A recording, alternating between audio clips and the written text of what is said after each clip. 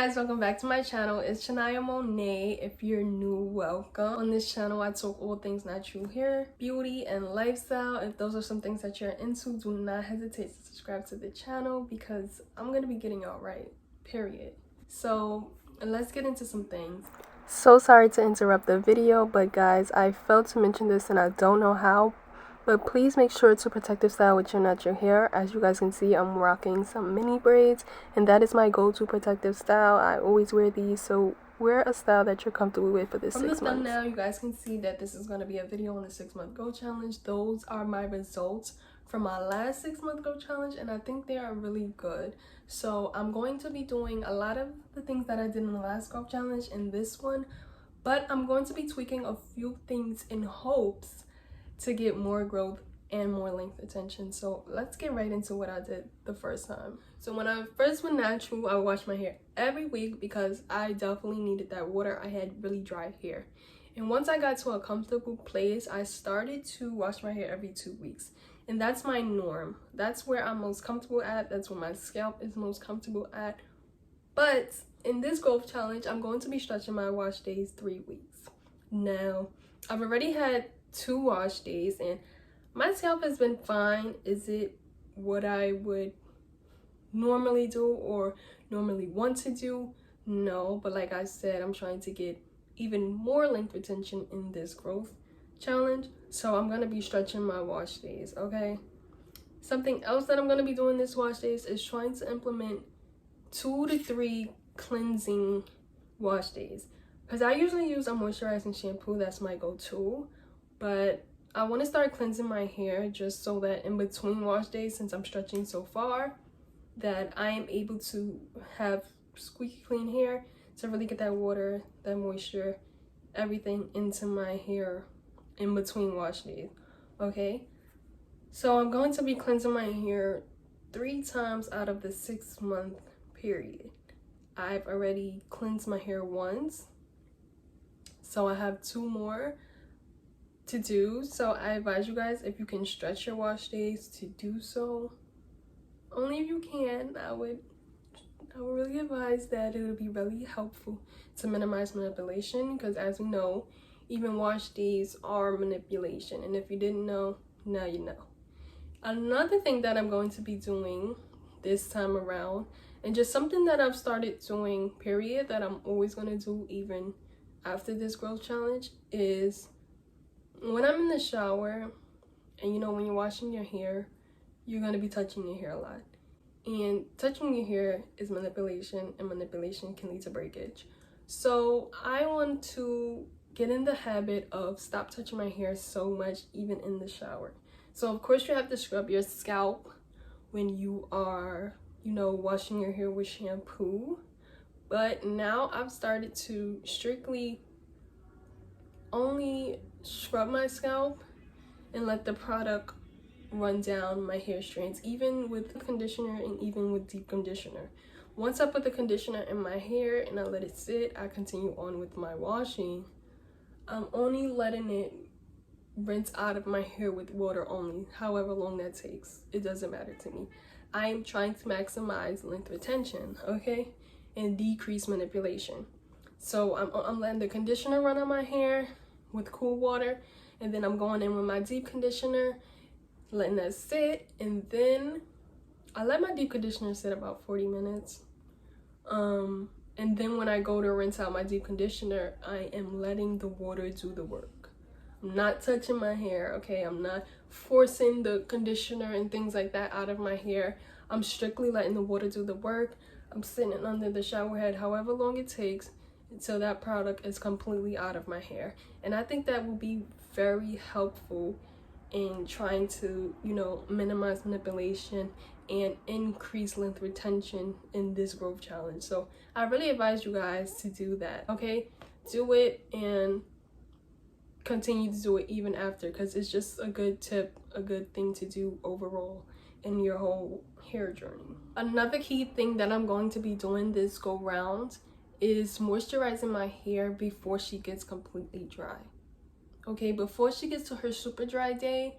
You know, I know that's what a lot of naturals do. We wait until our hair gets completely dry to re-moisturize, but no, I want to get in front of the punch and actually moisturize my hair 2 or 3 days before I know that she's completely dry, just to avoid it getting dry or being dry at any point. I'm trying to maximize length retention as much as I can. Okay, I'm trying to keep that moisture in my hair as much as I can, so I don't even want to wait until the day where she gets completely dry. I want to get in front of it, you know, stop it in its tracks and moisturize my hair. And I think, and I know that this is what you guys should be doing, okay? Don't even let your hair get to the completely dry stage before you re-moisturize her. And if you could just put water on her and things like that before she gets to her completely dry day, and then you could go in with your LCO, LOC, whichever moisture regime you use. So I think that's really important. Don't let your hair get completely dry before you moisturize it again. So in my last growth challenge, the growth that I experienced was just my natural growth, however fast, whichever rate that is. I want to try to get as much growth as I can. So I'm going to be using growth oil, and specifically the wild growth oil. I got a question, y'all. This is a serious question. Am I the only one who always call this wild new growth oil? I swear me and my household has called this wild new growth oil since people were even starting to talk about it. Where did I even get new from? Let me know. Or are we just crazy? But anyways, I'm going to be using this. I really like this oil, actually. I like the smell. I know a lot of people think the smell is, you know, very strong, and they may think it's too strong for an everyday oil, but I've been using this every day. I'm actually going to cut back because it was $9. So I'm going to be using it 3 days a week. And I remember when this was like $7.99, $6.99. Anyways, I'm going to be using this every 3 days of the week. Every 3 days of the week. That makes no sense. I'm going to be using this 3 days out of the week. Okay? And I just put it on my scalp and I rub it in. So something else that I didn't do in my last growth challenge was incorporate scalp massages. And I got this tool here that I use. So once I oil my scalp, I go in with the scalp massager, and I try not to be as rough because I don't want to, you know, make my braids any more dingy than they already are. But I go in and I just move my scalp with the oil on it. As you know, blood circulation to your scalp, the more hair growth. That's what I'm hearing in the streets. So of course I'm going to try it. I'm trying to get as much growth and as much length retention this go around as I can. Okay, so I've been implementing scalp massages, and I will leave the links, Amazon links to both of these things. These came in a 2-pack. I don't remember the price, but I'm going to be linking it, and I think this is about the same price. Even though this is from my beauty supply store, I know Amazon has it, so I'm going to be leaving some links to both of these things for you guys. I actually really like this scalp massager. It's kind of hard. It's not hard like as in these things, they're not hard, but once you put it on your scalp and you start rubbing it, maybe I'm just heavy-handed because I just did it light and it didn't hurt.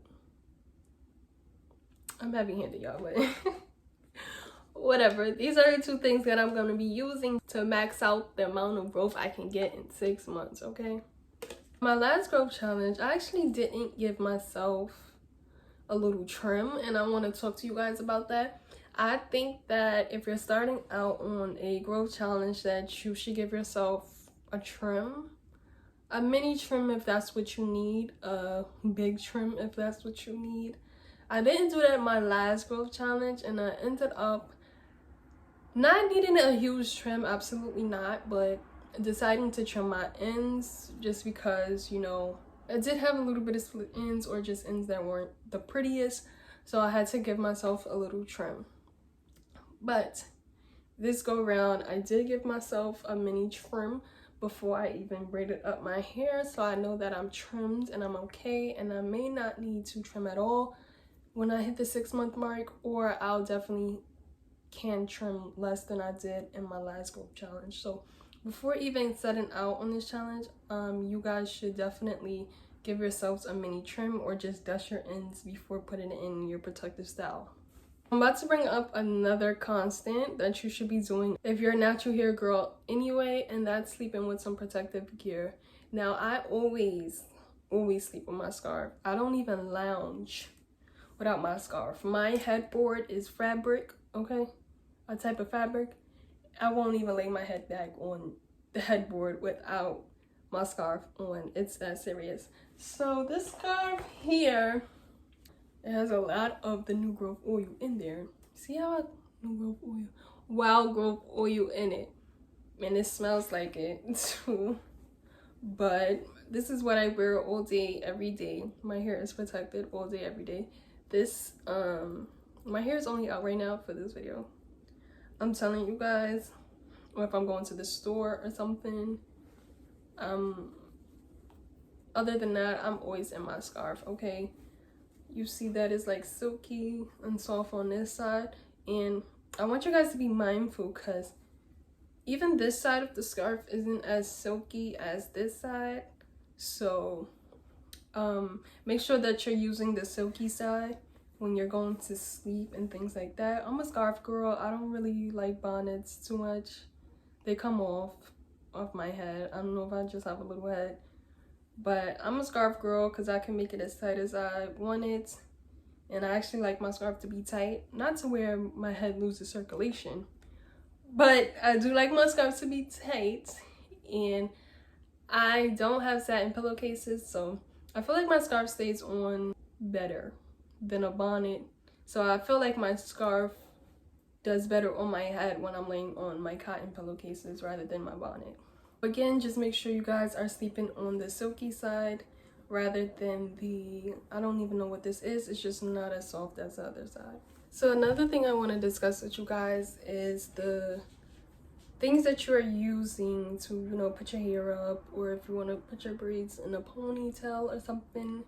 And you know those little scrunchies, we already know we don't use the little scrunchies with the metal clasp. That's out, okay?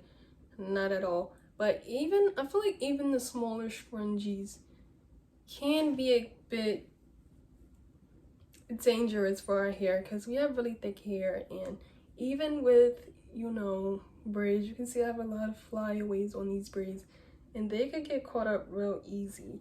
So I've started to use, and I definitely was using those little scrunchies my last growth challenge, but I invested in some larger scrunchies, ones like these. If you could get your hands on even some silk or satin ones, that's even better.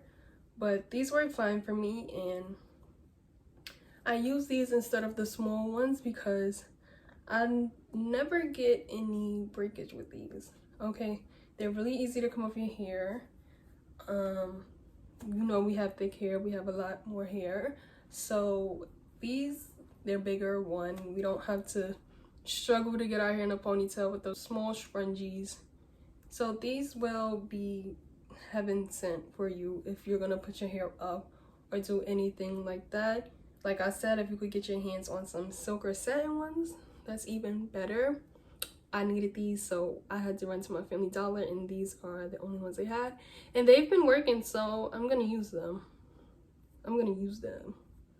So yes, get you some larger scrunchies, and these are really cute. These are cuter anyways than them other ones. So pro tip, like I said in the beginning, I didn't measure my hair loose, so I'm going to be measuring my braids on camera right now so that we can at least do the comparison when 6 months hit.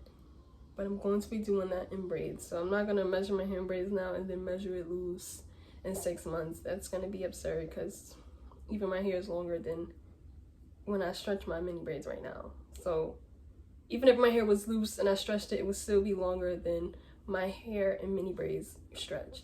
So I'm going to be measuring mini braids now and once I hit the 6 month mark.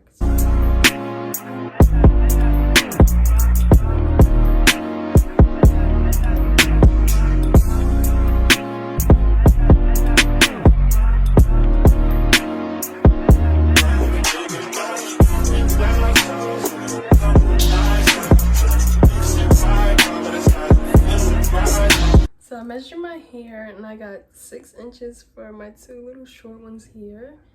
And these are only short because I had a lot of heat damage from a hairstyle from about 2 years ago. I still had that hair on my head and it was heat damage, so it had to go. But I measured these to be 6 months completely stretched in braids. I did one on the side and that one was my longest. It measured to 9.3 inches, and in the back I got 8 inches. So come February, I'm going to be measuring these same braids and seeing how many inches we grew. Those are all the things that I'm going to be doing this go around, and I really hope you guys join. If you're going to be joining this 6-month growth challenge, let me know when you're starting and when your 6-month mark is, so you know I will come back to the comments and check up on you guys and see how you guys did. But if you're going to join, let me know in the comment section down below. I hope you guys do. I hope you guys enjoyed this video. If you did, let me know in the comments. Please like and subscribe, and I will see you guys in the next. Bye.